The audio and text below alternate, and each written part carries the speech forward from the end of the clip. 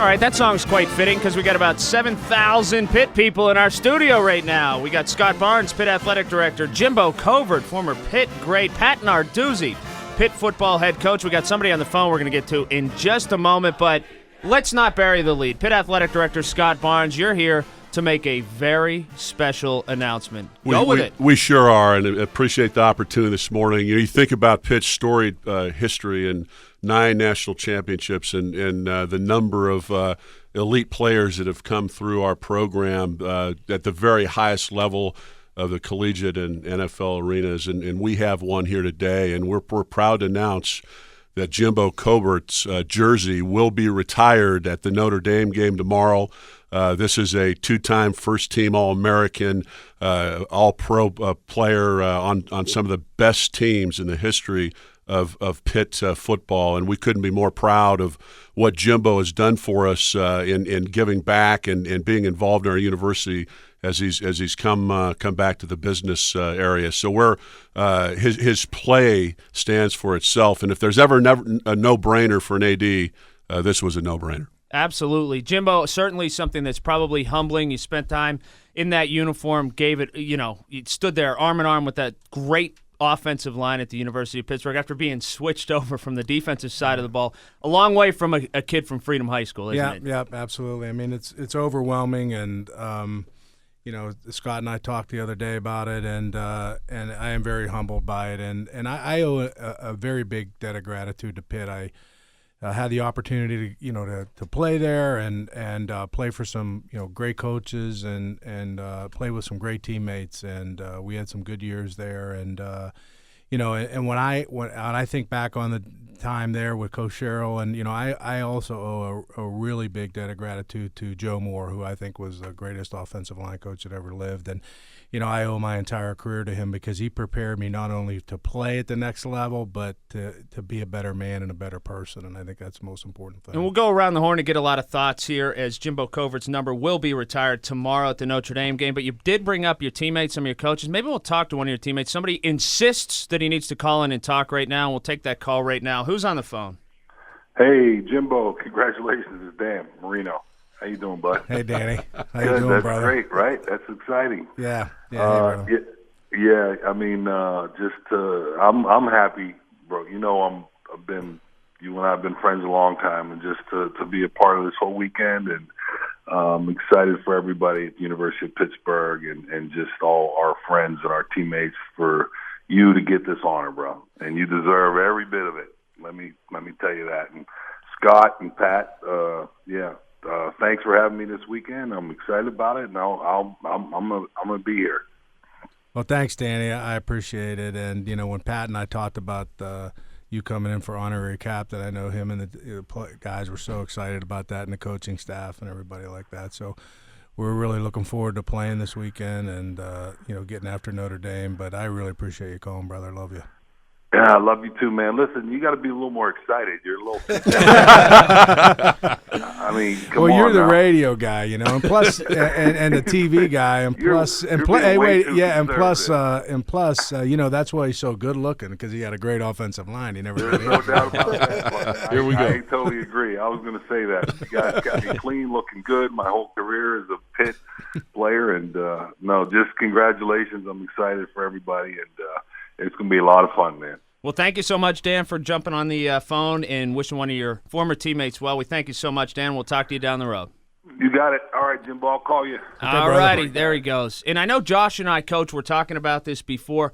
This is one of the lures, why you come to Pitt, why you coach at Pitt. It's not just the guys you have now or the guys you're trying to recruit. It's that link to history. You look up and you see those banners or you see those jerseys, so many former greats, and this is another one here. No question about it. It's a tradition.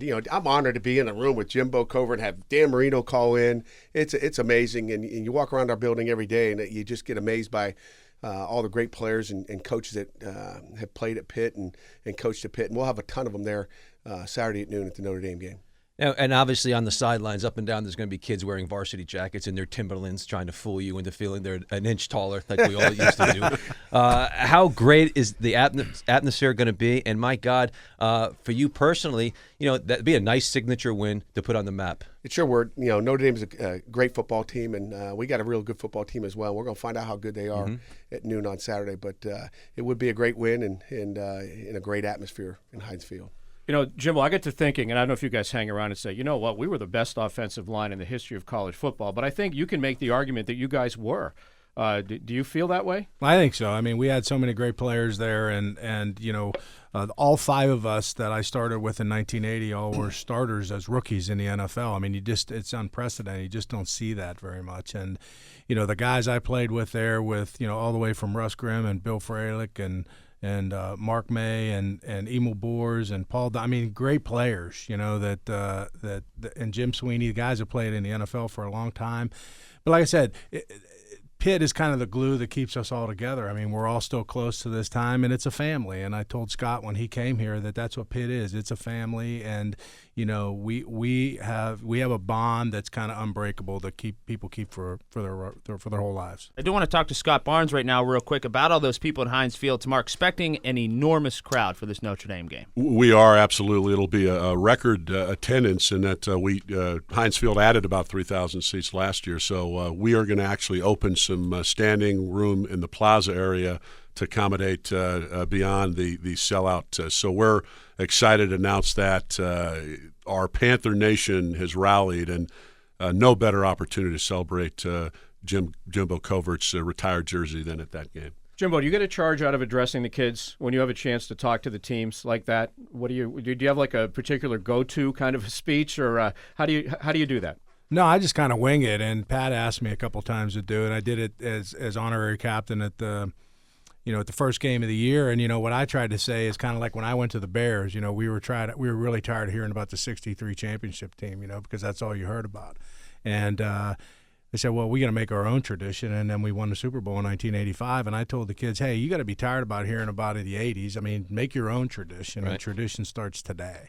And I think they carried that moving forward, because that's what it is. I mean, Pitt has a tradition, a winning tradition, and they need to start their own, and they're doing that right now. So I'm really proud of the way they performed this year. I want to ask you something. We're never tired of tradition here in Pittsburgh. It's something that we hold on to a long time in Western Pennsylvania.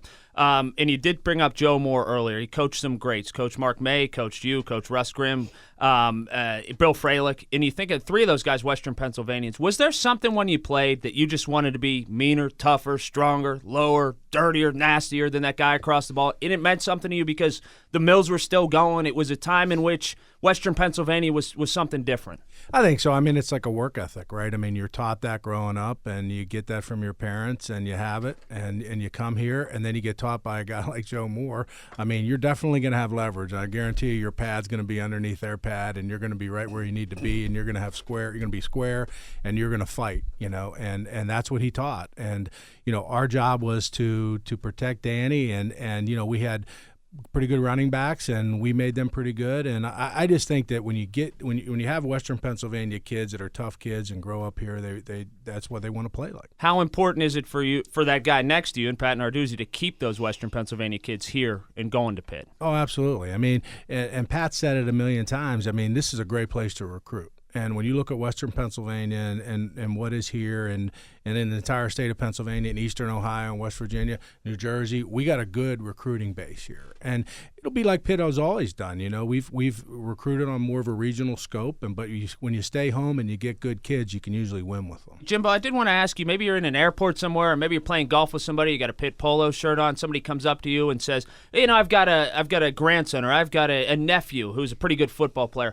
Why should he go to Pitt? And we're not talking about the Pitt of the 70s or the Pitt when you played. Why should he go to Pitt right now? This guy recruits for a living. What do you tell people why young men should go to Pitt? Well, we were talking about earlier. I mean, it's a special place, and I mean, it's family. And when you think about, this kind of commitment and recommitment to excellence in everything that we do, and I think it starts with the chancellor. And he's come in, and he's not, obviously we know he's not afraid to make a decision, and he's done that. And I think that's helped us to get to where we need to get to, and bringing in, really qualified people like Scott Barnes and Pat Narduzzi and other people that can help us get to the next level. There is a commitment to excellence, and not just in academics and research, and that's what we are as a big university, but also in the athletics, and not just in football and basketball, in all of our sports. If we can't be competitive in all of our sports, then we got to take a step back and reevaluate that. And I think that there's a recommitment to that, and that's what I would tell kids. When you come here, I can guarantee you that there's going to be people behind you and committed to excellence. You like this guy getting Penn State back on the schedule for a while? Absolutely. I mean, I wish we could play in the last game of the year like we always did. It was tradition. And, that after Thanksgiving was a lot of fun. And I remember going on the bus up there and having to play in State College more times than I don't know why we did. But for some reason we did. One and a couple after another. But I think that was Three Rivers had something to do with it at the time when they played some games there. But anyway, I do. I think it's a great rivalry, and the same thing with West Virginia as well. Gentlemen, we can't thank you enough. Big day tomorrow, noon, but get down there early if you're on your way down there. Get down there early. Tons of pomp, tons of circumstance. Jimbo, you'll be out there in the field. What an honor for you, and congratulations from all of us.